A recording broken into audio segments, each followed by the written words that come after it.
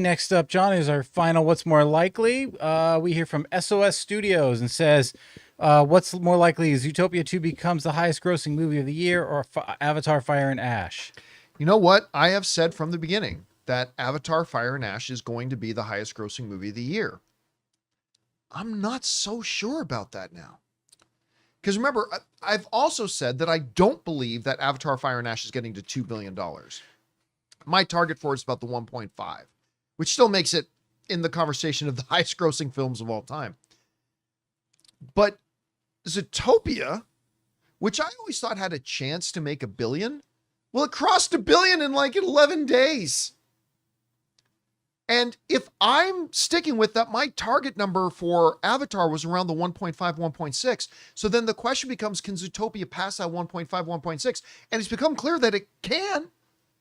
It can. So right now, I'm going to still say it's more likely that Avatar ends up being the #1 film of the year, box office wise. But today, Rob, I stand before you as somebody much less certain about that conviction than I was 3 weeks ago. Sure. So, but I'm still going to say more likely it's Avatar. Rob, as somebody who's seen Avatar already, what's more likely, Zootopia or Avatar is the #1 film of the year? I got to go with Avatar. I think that Avatar is going to have an adult contingent that doesn't go out and see animated films regardless.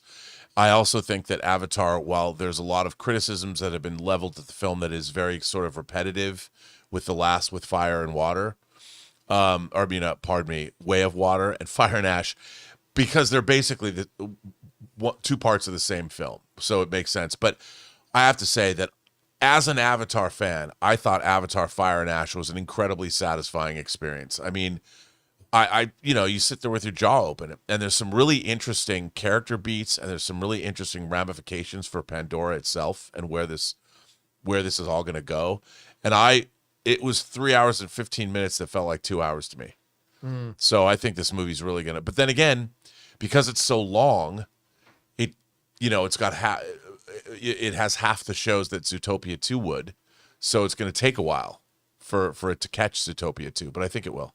Hey guys, thanks so much for watching this video. Make sure you like the video, leave a comment, and subscribe to our channel. And don't forget, we have a daily podcast called the John Campea Show podcast, available on Apple Podcasts, Spotify, or your favorite podcasting app of choice. Go and subscribe to it today so it'll be there when you need it.